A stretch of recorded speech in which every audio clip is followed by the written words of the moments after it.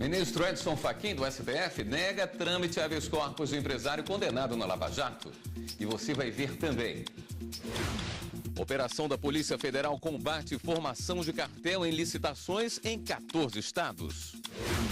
Cresce número de assaltos com explosões em caixas eletrônicos. Acusados de violência doméstica podem perder benefícios do INSS. Provocar incêndio em mata ou floresta é crime previsto em lei federal. Essas e outras notícias agora no Jornal da Justiça.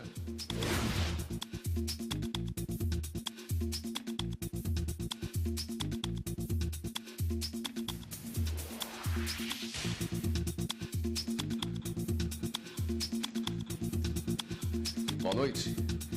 O ministro Edson Fachin, do Supremo Tribunal Federal, julgou incabível o pedido de habeas corpus do empresário Márcio Andrade Bonilho, condenado a 14 anos de prisão na Operação Lava Jato, pela prática dos crimes de organização criminosa, lavagem de dinheiro e por participação em esquema de superfaturamento de obras da Petrobras. A defesa do empresário buscava reverter decisão do Tribunal Regional Federal da 4ª Região, que determinou a execução da pena sem o trânsito em julgado. O ministro Edson Fachin destacou que o STF decidiu que a execução de uma pena imposta em segunda instância, ainda que sujeito a recurso especial, não compromete o princípio da presunção de inocência. O banqueiro espanhol David Moinho Soares foi preso hoje no aeroporto de Guarulhos, em São Paulo. Ele estava foragido desde o início de outubro, quando o juiz federal Sérgio Moro expediu o mandado de prisão preventiva. David Soares é acusado de ter movimentado recursos desviados da Petrobras em contas que abriu em nome de condenados no Banco BSI, onde trabalha. Ele desembarcou em um voo vindo da Suíça e deve ser transferido para Curitiba. Os gastos com pensões concedidas em consequência de violência doméstica vão poder ser devolvidos ao INSS quando ficar comprovado que a agressão tornou a mulher incapaz ou quando o homem for o assassino dela. A conta é alta. 290 mil inquéritos policiais de violência contra a mulher foram parar na Justiça Estadual de todo o país no ano de 2016.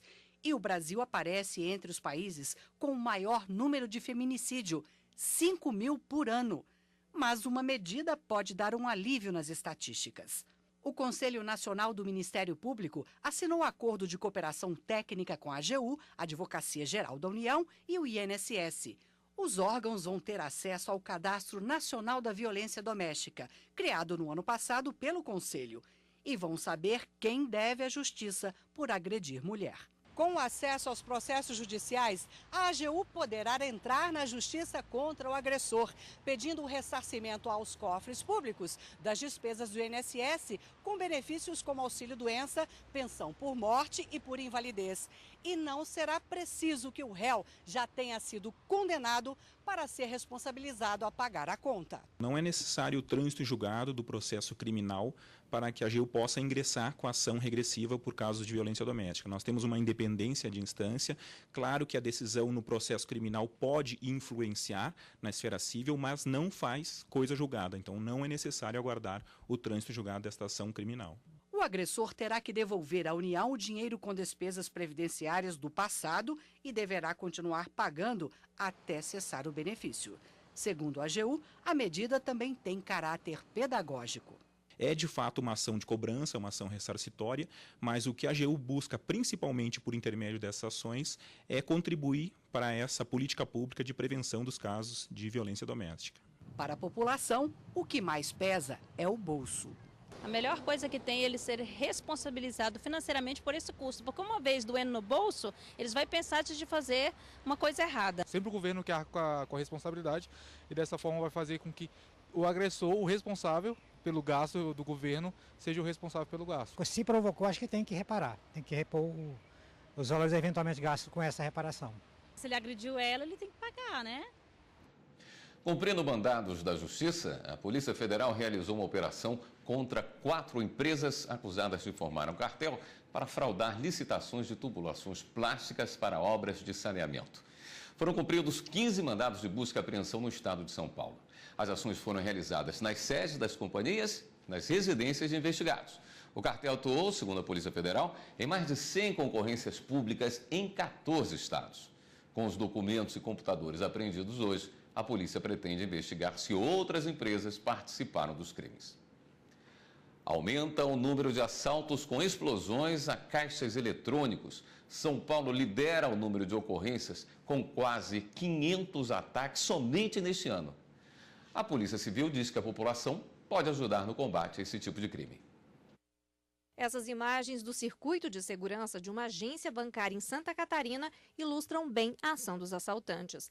Geralmente, o crime ocorre de madrugada. Usando o pé de cabra, os criminosos fazem uma abertura no caixa eletrônico, inserem a dinamite, explodem a máquina e retiram o dinheiro. Tudo isso em cerca de 5 minutos.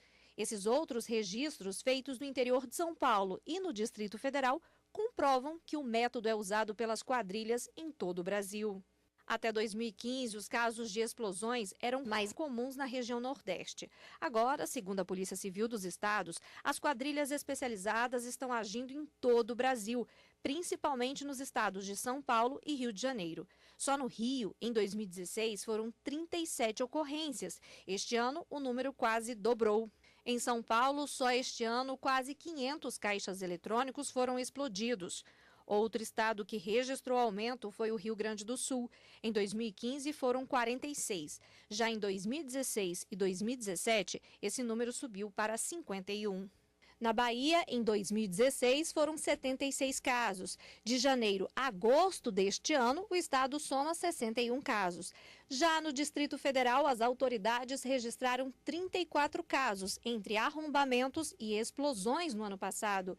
Entre janeiro e outubro de 2017, foram 11 casos. É um crime fácil porque os caixas eletrônicos estão espalhados nos comércios, em supermercados, em clubes sociais e não tem um policiamento efetivo. O que há é apenas, às vezes, uma vigilância, um vigilante que às vezes até está desarmado, ou às vezes nem tem vigilância nenhuma. O banco sempre arca com o prejuízo das explosões. Por isso, as instituições financeiras estão investindo cada vez mais em tecnologia para evitar a ação dos assaltantes. Além das câmeras de monitoramento e travas nas portas, estão sendo instalados novos caixas eletrônicos resistentes à dinamite. Os bancos têm investido na questão de dispositivo de permanência de câmeras no autoatendimento, a permanência do vigilante também no autoatendimento, isso tudo no horário bancário, né? Durante a noite, o limite de saque também é reduzido. A população também pode ajudar a combater a ação das quadrilhas, de acordo com a polícia e as instituições bancárias. Para isso, a recomendação é evitar usar dinheiro em espécie, hábito que muita gente está largando. Sacar sempre menores quantias, né? Eu, pelo menos, faço preferência por transferências online, TEDs, DOCs, do que sacar dinheiro em espécie. A gente, por muito que queira negar, mas a insegurança está muito grande e a gente é obrigado a se precaver, né? O ministro Luiz Fux do STF julgou inviável o pedido para revogar a prisão preventiva de uma mulher acusada de integrar organização criminosa que realizava ataques a agências bancárias no Ceará. A mulher foi presa em março pela suposta prática dos crimes de tentativa de homicídio, receptação, associação criminosa, uso de documento falso, tráfico ilícito de entorpecentes, associação para o tráfico, posse ilegal de arma de fogo e de munição de uso restrito. Posteriormente, ela teve a custódia convertida em preventiva. O pedido de habeas corpus já foi negado pelo Tribunal de Justiça do Ceará e também por ministro do Superior Tribunal de Justiça. Segundo o ministro Luiz Fux, a jurisprudência do STF considera a supressão de instância análise do caso, uma vez que um colegiado de Superior Tribunal de Justiça ainda não julgou o mérito do pedido de habeas corpus. E você vai ver no próximo bloco do Jornal da Justiça. Pequeno imóvel rural não pode ser penhorado para pagamento de dívidas da atividade agrícola. A gente volta em instantes.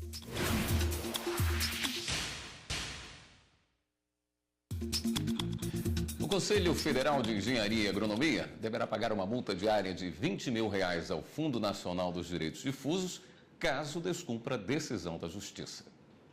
A liminar da Justiça Federal determina que o CONFEA não cobre anuidade e nenhuma obrigação de profissionais que ocupam cargos públicos com atribuições típicas de engenharia ou engenharia agrônoma. No início de novembro, o Ministério Público Federal, em Brasília, propôs a ação questionando a conduta do Conselho. O CONFEA estaria impondo aos profissionais que se registrem em conselhos regionais, apesar da lei que criou esses cargos não exigir formação específica. Para o MPF, além de ilegal, a cobrança viola a norma da Constituição Federal, que determina que é livre o exercício de qualquer trabalho se forem atendidas as qualificações profissionais que a lei estabelece. Caso a decisão seja descumprida, o CONFEA deverá pagar uma multa diária no valor de R$20 mil, limitada a R$1 milhão, a ser revertida ao Fundo Nacional de Direitos Difusos. Pequeno imóvel rural não pode ser penhorado para pagamento de dívidas da atividade agrícola. O Tribunal de Justiça do Rio de Janeiro determinou que o imóvel fosse penhorado por entender que a dívida não tinha origem na atividade produtiva e, além disso, o agricultor residia em outro imóvel. O dono da propriedade entrou com recurso especial no STJ, pedindo que o Tribunal Fluminense analisasse novamente o caso. Os magistrados da terceira turma aceitaram o pedido ao entender que não é possível penhorar pequeno imóvel rural usado para o sustento. Segundo o relator do recurso, o ministro Marco Aurélio Belize, a Constituição não admite a penhora da pequena propriedade rural para pagar dívidas de atividades agrícolas e não reconhece a possibilidade de débitos de outra natureza. Ainda segundo o magistrado, o Código de Processo Civil estabelece que é impenhorável esse tipo de imóvel desde que sirva para o trabalho do agricultor e da família. Com a decisão, o Tribunal de Justiça do Rio de Janeiro deve analisar novamente a penhora. O ministro Luiz Fux, do STF, negou pedidos formulados pelo prefeito de Cuiabá, capital de Mato Grosso, Emanuel Pinheiro. Entre eles, a rescisão do acordo de colaboração premiada do ex-governador de Mato Grosso, Silval Barbosa. O ministro destacou a orientação firmada pelo STF no sentido de que o acordo de colaboração premiada não pode ser impugnado por pessoas que tenham sido acusadas pelo delator. O ministro Luiz Fux também negou o restabelecimento do sigilo aos autos. Destacou ainda que eventual preservação do sigilo seria medida excepcional, que se justificaria apenas para resguardar a efetividade da investigação em curso, o que não ocorre no caso. Além disso, observou que o prefeito não conseguiu comprovar o alegado risco de instabilidade na gestão da Prefeitura de Cuiabá. Um seminário no TST debate as alterações na legislação trabalhista geradas pela reforma que entrou em vigor este mês. Uma oportunidade de debater as mudanças geradas pela reforma trabalhista. Juízes, advogados e estudantes de todo o Brasil acompanharam o primeiro dia do seminário promovido pela Escola Nacional de Formação e Aperfeiçoamento de Magistrados do Trabalho, a ENAMAT. O evento foi realizado no plenário do TST. Quando muda a legislação, quando há, por exemplo, alteração também mais substancial da nossa jurisprudência, nós temos esse vanguardismo de trazer para cá, para dentro do tribunal, a discussão. E aqui uma reforma desse porte não podia ser fazemos por menos. Quem também participou do seminário foi o ministro do Supremo Tribunal Federal, Marco Aurélio Mello. Na conferência que abriu o seminário, ele falou sobre os desafios que a justiça trabalhista deve enfrentar com a reforma. É difícil mudar qualquer coisa, mas nós precisamos evoluir, porque os nossos produtos concorrem no estrangeiro, né? E também temos interesse em que venham capitais para o Brasil. E o direito do trabalho deve ser, tanto quanto possível, um direito também flexível, um direito em que se possa, pelo menos no campo coletivo, negociar e chegar a regras.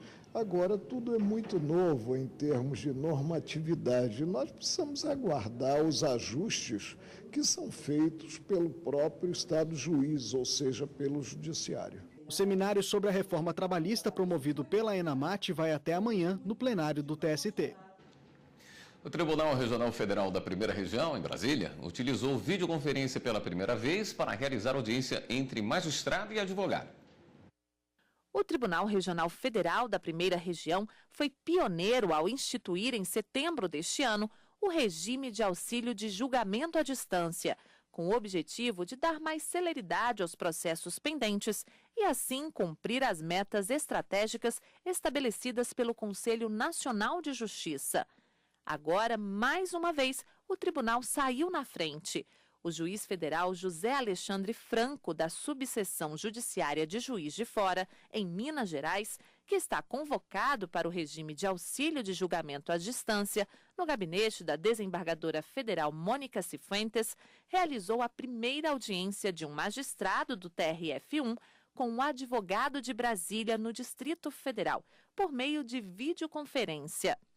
A videoconferência é um atalho em que você permite desempenhar com a mesma eficiência as suas atribuições. Imagine, por exemplo, um advogado, no caso específico em Brasília, ter que se deslocar a Juiz de Fora para poder ter uma audiência com o juiz no processo de julgamento. Isso é extremamente oneroso. Ou da forma contrária, um advogado no interior, no estado do norte, ter que se entrevistar com o desembargador em Brasília. Então é uma via reflexa. Me parece que essa possibilidade que está sendo aberta, ela atende aos interesses dos advogados e contribui para uma prestação jurisdicional de melhor eficiência. Para o advogado Fábio Quintas, que participou da primeira audiência nesse modelo, a iniciativa só traz benefícios para todas as partes. A possibilidade de o advogado exercer sua prerrogativa por meio da videoconferência significa a garantia do efetivo acesso à jurisdição, do acesso à justiça, porque torna o acesso ao magistrado mais barato, né? Então não onera as partes. Nós sabemos que num país continental como o nosso, um deslocamento por avião sai caro. Então, de um lado, facilita o acesso da jurisdição pela parte, também otimiza o tempo de todos e, por outro lado, coloca essa infraestrutura que já foi instalada para atender vários interesses da Justiça. A Justiça confirmou a regularidade da demarcação e das indenizações pagas pela Fundação Nacional do Índio, a FUNAI, para a criação da reserva indígena Las Caças, no sudoeste do Pará. Demarcada em 2009, a reserva ocupa uma área de 21 hectares nos municípios de Floresta do Araguaia, Pau d'Arco e Redenção.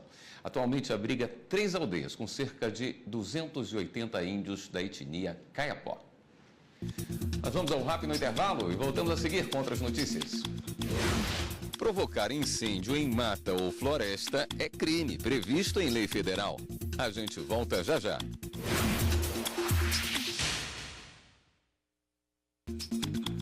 A ministra Maria Tereza de Assis Moura, do STJ, negou o pedido de habeas corpus apresentado pela defesa da ex-primeira-dama do Rio de Janeiro, Adriana Anselmo. Ela está presa e é investigada na Operação Calicut.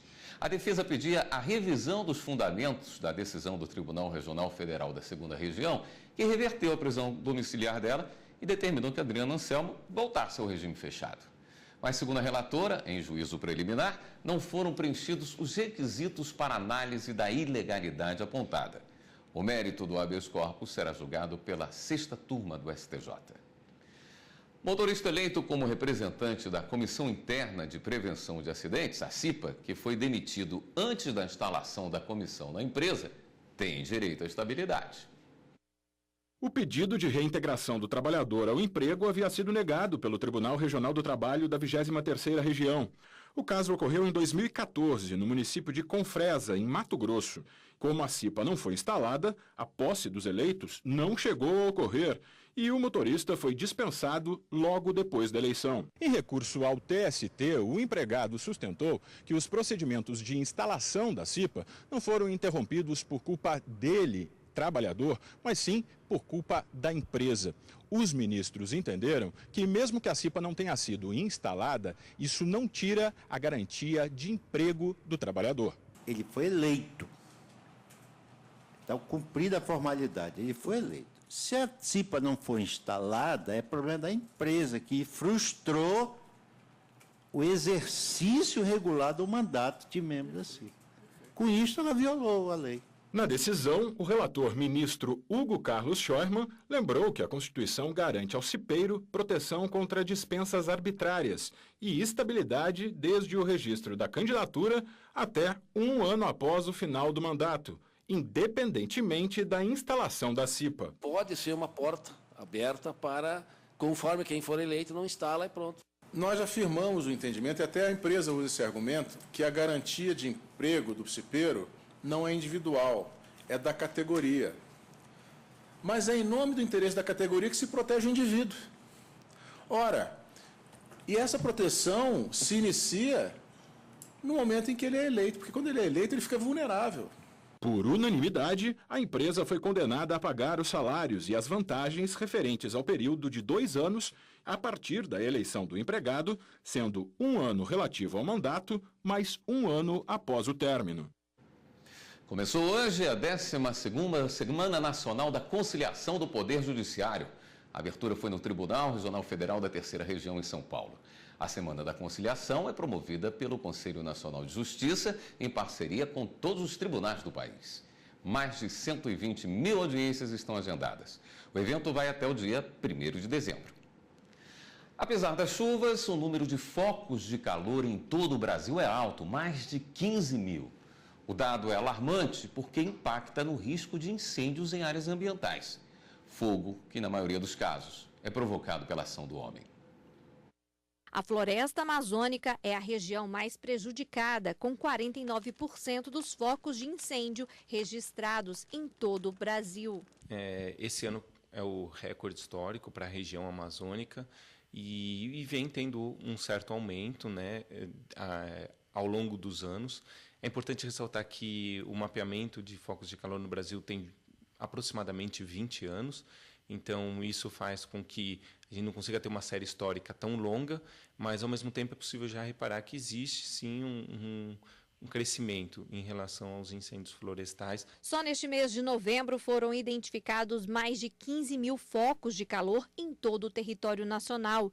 Número que preocupa, porque aumenta o risco de incêndios em áreas verdes. Em 2017, até agora, já foram registrados 197 mil incêndios. A Amazônia e o Cerrado são as regiões que mais sofrem com fogo. O último caso de grandes proporções aconteceu no mês passado, na Chapada dos Veadeiros, em Goiás. 80% da mata foi queimada. A causa de tantos incêndios é a ação do homem, segundo pesquisas do Instituto Chico Mendes. Geralmente, cerca de 90% das queimadas tiveram origem com atitudes que vão desde jogar uma bituca de cigarro em uma mata até atear fogo para limpar pastagens. A incidência de incêndios florestais por causa de raios é muito baixa. Portanto, causas humanas. As causas humanas podem ser produção, então o uso do fogo para manejar uma área já consolidada, uma renovação de pastagem, uma queima para questões sanitárias, né, para extermínio de pragas, e queimas essas que podem perder o controle e se tornarem uns incêndios florestais, ou a gente pode ter a queima também para abertura de novas áreas. Mas o que muita gente esquece é que provocar incêndio em mata ou floresta é crime, previsto na Lei 9.605 de 1998, conhecida também como Lei de Crimes Ambientais. A pena vai de 2 até 4 anos de prisão, além do pagamento de multa. O artigo 250 do Código Penal também deixa claro que causar incêndio, expondo a perigo à vida, à integridade física ou patrimônio de outra pessoa, pode resultar em pena de 3 até 6 anos de prisão. Este advogado explica que os casos geralmente chegam à justiça depois do trabalho de investigação da polícia. A constatação do incêndio é fácil porque é um fato físico, né? Então, um incêndio que aconteceu. Agora, a identificação dos autores do fato depende de uma investigação criminal. Inclusive, para poder haver a condenação, é necessário verificar se houve dolo, a vontade de causar o dano, ou se esse incêndio ele é acidental, como no caso de uma pessoa que deixa um fogo aceso e esse fogo se alastra e chega a causar prejuízos a terceiros. Quem tem direito à nacionalidade brasileira? Este é o tema do programa Fórum desta semana. Os convidados são os advogados João Paulo Todi e Carter Batista. Eles explicam como ficam as situações de jogadores de futebol e diplomatas. Esses e outros casos serão esclarecidos amanhã às 9 da manhã no Fórum. E o Jornal da Justiça fica por aqui. Uma boa noite para você e continue aqui na TV Justiça.